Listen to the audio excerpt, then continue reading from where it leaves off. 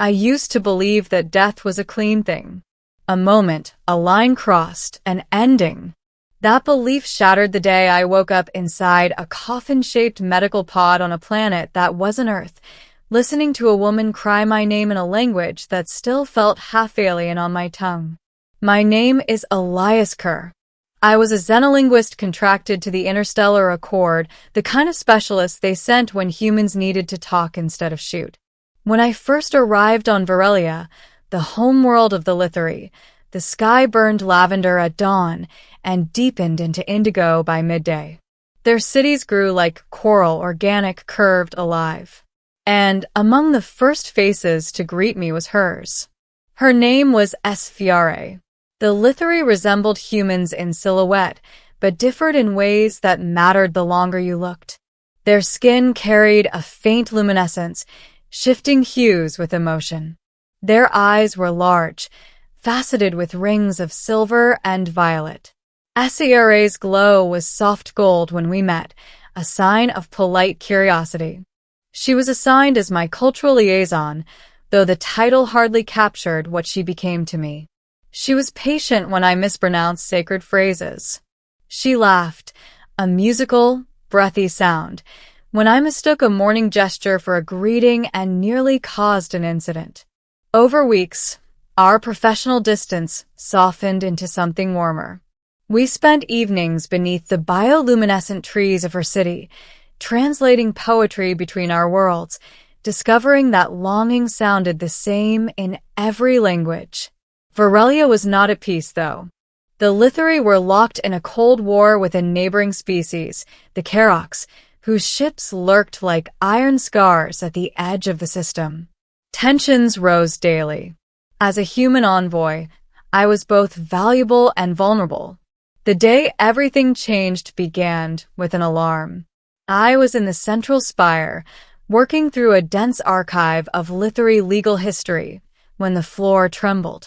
A shockwave rippled through the city, bending light itself. The Karoks had launched a surprise orbital strike. Sirens low, resonant tones that vibrated through bone, filled the air. Sfiare burst into the archive chamber, her skin blazing a frantic crimson. "Elias," she cried, switching to broken English without thinking. "You must come now." We ran. The spire shook as defensive cannons fired from the city's core. Glass-like organic panels shattered around us. I remember thinking, absurdly, that the air smelled like ozone and crushed flowers. We were almost at the evacuation lift when the ceiling split open. A blast of white-hot energy tore through the corridor. Sfiare was thrown clear. I wasn't. Pain erased sound. Light consumed everything. Then nothing. They told me later that my heart stopped for 3 minutes. I didn't know any of that at the time. What I knew was darkness, thick and endless, and the sensation of falling inward. Memories drifted past me. Earth's blue oceans, my mother's laugh, Sfiare's eyes reflecting Varelia's twin moons. I tried to reach for that last image, terrified it would fade. When sensation returned, it came in fragments. Pressure, cold, a distant hum, and then voices. One voice cut through the rest. It was her. Her Lithari words cracked and uneven, stripped of ceremonial cadence. I didn't understand every syllable, but grief translated itself perfectly. She was speaking to me, to my body. I tried to move. Nothing happened. "I failed you," Sfiare whispered. Her glow pulsed dimly, the color of dying embers. "I was meant to protect you. I promised." A sob escaped her, raw and unrestrained. Lithari did not cry openly. Tears were considered deeply private, a surrender of inner light. Yet here she was, kneeling beside what she believed was my corpse. My panic spiked. I tried to scream, to signal, to do anything, but my body refused to obey. Her hands, warm, faintly humming with bioelectric life, rested on my chest. Your people say the dead cannot hear, she murmured. But if there is any echo of you left, please know this. She leaned closer. I chose you, Elias Kerr, not as duty, not as alliance. I chose you. If my heart had been capable, it would have shattered all over again. The medics worked around us, their movements careful, reverent. I was inside a stasis pod, my body suspended between states. To them, I was gone. Human physiology was poorly understood. My injuries were catastrophic: burns, internal trauma, neural shock. Survival odds were negligible. SFRA refused to leave. For 3 cycles, she stayed at my side. She spoke to me constantly, telling me stories from her childhood, explaining literary star myths, translating her favorite poems into halting English because she knew I loved hearing her try. She braided thin strands of her luminescent hair and placed them near my hand, a literary symbol of mourning and devotion. When the Accord envoy finally arrived to retrieve my remains, SFRA stood in their way. He is not an object to be reclaimed, she said, her glow flaring with dangerous intensity. He is under my protection. The humans argued protocol, jurisdiction, diplomatic procedure. SFRA did not move. She invoked an ancient literary right, the claim of the bound light, reserved for those whose life force had entwined with another's. It had not been used in centuries. To invoke it for an off-worlder was unprecedented. The city watched. Reluctantly, the Accord backed down. What none of them realized, what SFRA could only hope, was that my brain activity, faint as a whisper, had begun to change. The literary medical AI detected it first. Subtle neural oscillations. Signs of regeneration impossible by known standards. Human adaptability, combined with literary stasis technology, was doing something new. On the 4th cycle, sensation slammed back into me like a tidal wave. Pain, yes, but also warmth. Sound sharpened. Light bled through my closed eyes. I gasped, lungs dragging in air, as if for the first time. SFRA screamed. Not in fear, in shock. The room erupted into chaos as medics rushed forward. My pod hissed open, releasing mist. I coughed, vision swimming, until everything narrowed to one impossible sight. Her. She stood frozen, her skin blazing pure white, an emotion I had never seen on a literary before. Elias, she breathed. My throat burned. Hey, I rasped. Guess I took a wrong turn. For a heartbeat, she didn't move. Then she crossed the distance between us in a blur, dropping to her knees, hands framing my face as if afraid I'd vanish. Her glow shifted violently, gold, violet, blue, cycling faster than I could track. You were dead, she said, voice breaking. They said, your heart. I know, I whispered. I heard you. Her eyes widened. You heard what? All of it. She froze. In literary culture, speaking a soul truth to the dead was sacred and irreversible if the dead returned. There was no taking it back. Slowly, she leaned her forehead against mine, a literary gesture of acceptance and surrender. Her light settled into a deep, radiant gold that filled the room. Then you know, she said softly, what you mean to me. I do, I replied. And SFRA? I chose you too. The war ended weeks later, not with another strike, but with negotiation. The Karoks had not anticipated human resilience or literary devotion. My survival became a symbol across Borrelia, proof that bonds forged in understanding could defy even death. I stayed. Against all expectations, I declined reassignment. Earth could wait. My work here wasn't finished. Neither was our story. Sometimes, at night, SFRA still wakes and reaches for me, as if checking that I'm real. I hold her until her glow steadies, until the fear fades.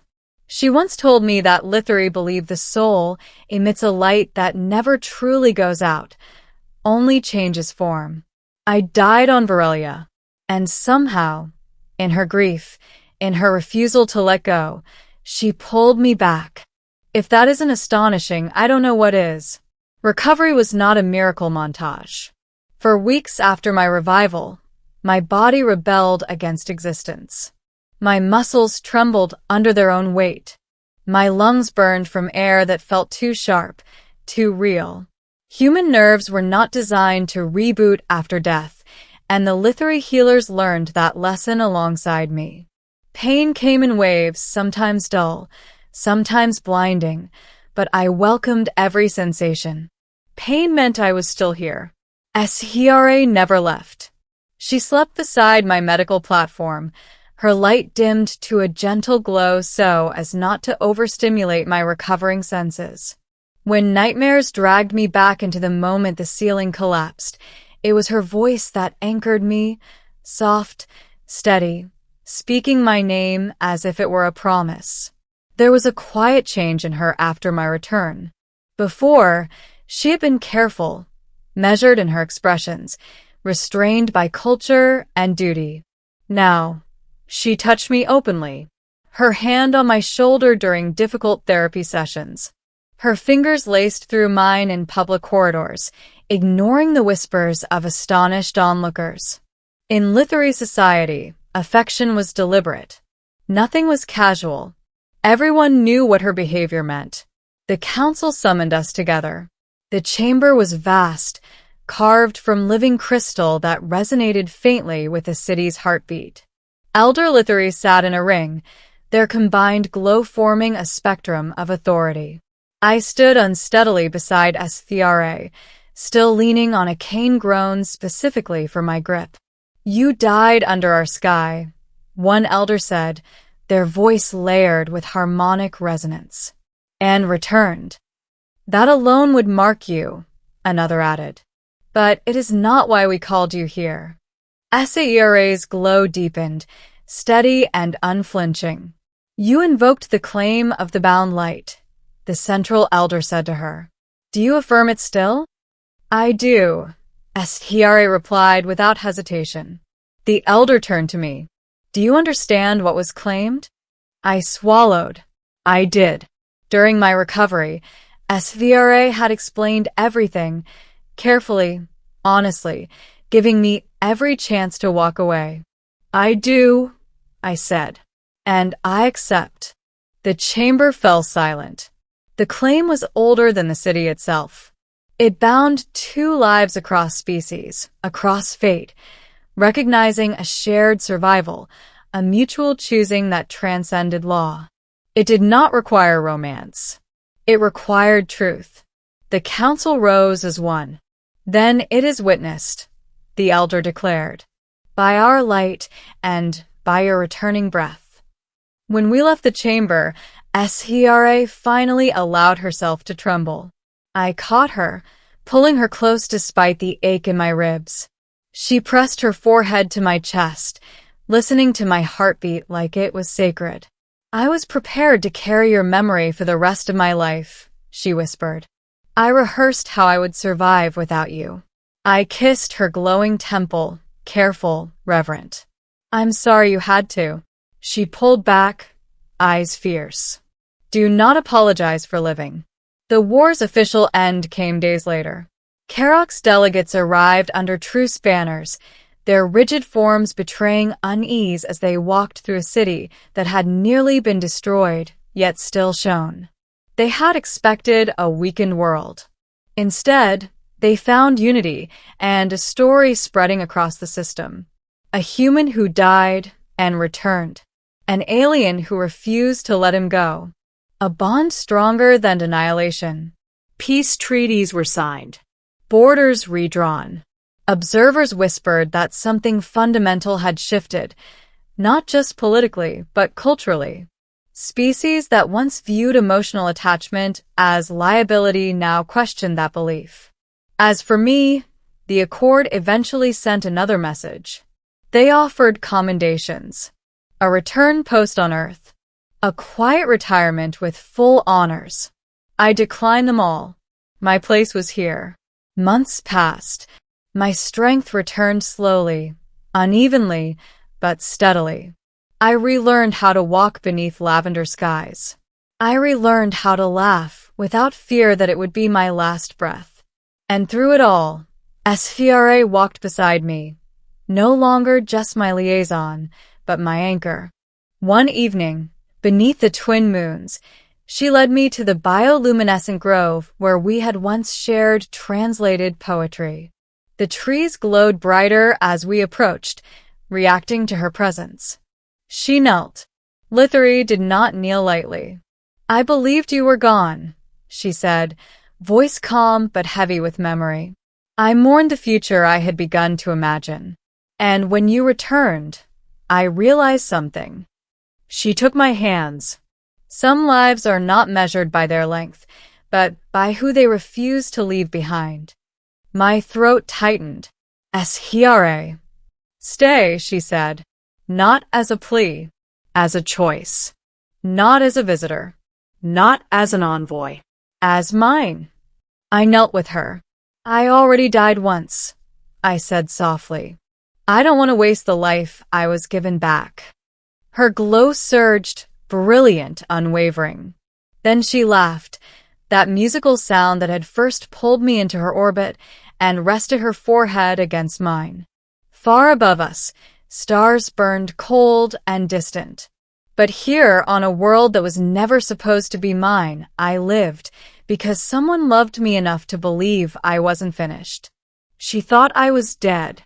She was wrong. And, because of that, everything changed.